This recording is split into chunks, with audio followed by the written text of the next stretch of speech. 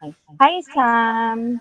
Okay, so we're going to do our interview today. Hi, so may mga set of questions tayo na ihinanda para sa'yo. Tapos sasagutin mo lang siya. Okay?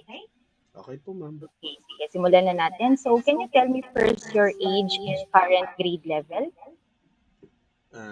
My name is Sampo and I'm grade 8 and 15 years old. Yan, okay, thank you. And ano yung hobbies mo? Hobbies or interest mo naman? Hobbies? Wala po ako masyadong hobbies. Wala rin akong interest para pag Interest. uwi ko po galing school, diretso kwarto na po ako. Okay. So, ano naman yung usual na study habits mo? Ano yung ginagawa mo sa bahay kapag nag-aaral? Mm, Meron ba? After school, Hindi, ano yung mga ginagawa mo? after school po ay hindi na rin po ako nakakapagbuklat ng mga libro ko kasi wala naman magtuturo sa akin kung ano po yun. Kasi yung mga magulang ko ay gabi na umuuwi at parang pagod na po sila pagkarating. Tutulog na lang din. Kinabukasan, babangon ulit po para pumasok. Yun lang po yung daily routine sa bahay. Hmm, okay. Paano naman yung ano mo, yung bakanting oras mo? Anong ginagawa mo?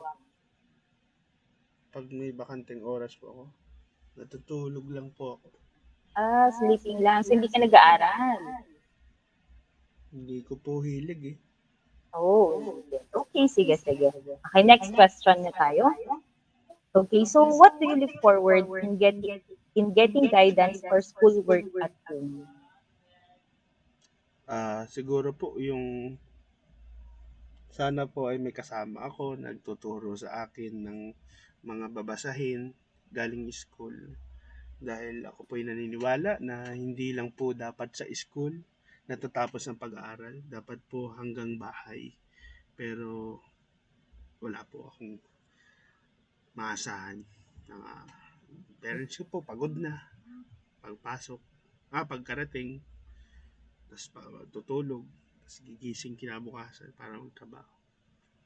Oh, busy na sila, no? Okay, so next question is, what frustrates you most about weak reading affecting all your subjects? Can you tell me more about the experience? With reading sa subjects. Siguro po pagka po mayroon kaming mga collaborative activity with my peers, parang wala po akong ganang sumali sa kanila or sumama dahil nahiya po ako. Hindi ako marunong magbasa. Oh, okay. Sige. Next question po. What upsets you most about lacking family support for lessons? Madam, paulit po. Ano po ulit? Okay, what upsets you most about lacking family support for lessons?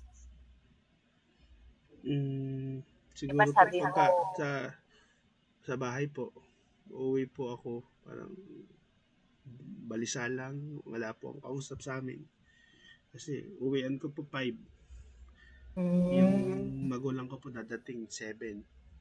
Tapos 7:30 tutulog na po sila kasi pagod na. okay.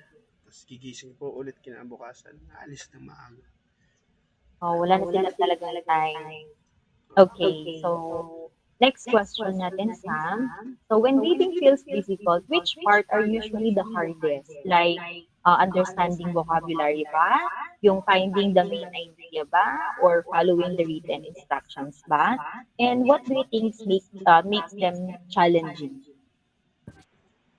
Ano yung difficult sa kanila? Ano yung Ma usually na hardest para sa'yo? Actually, parunong naman po ako magbasa. Oh, okay. Ang hindi Ano ko mahirap lang doon? ay parang hindi ko naunawaan ang binabasa ko. Oh, yung mismo vocabulary.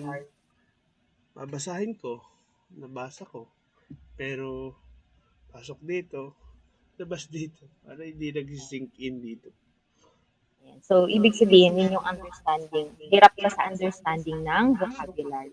Okay, sige. So, last two questions na tayo, no? Okay, ito na yung second to the last. So how do these reading difficulties affect their performance in other subjects or in sa confidence naman in class? So paano siya nakakaapekto?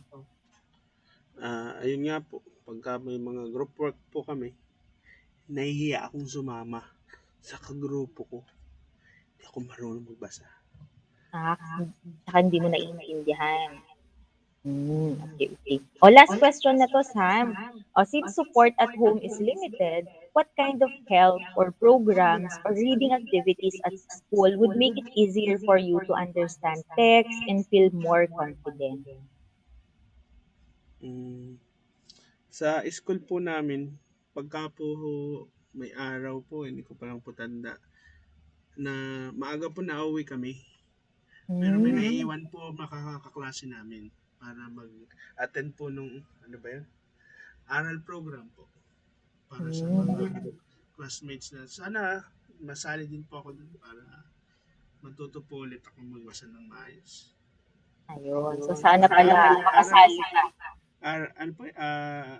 Aral program. Yun po. Opo. So, okay, okay. Okay, Sam. So, yun na yung last question natin. Thank you for this interview. No? Ayan. So, thank you for your time, Sam.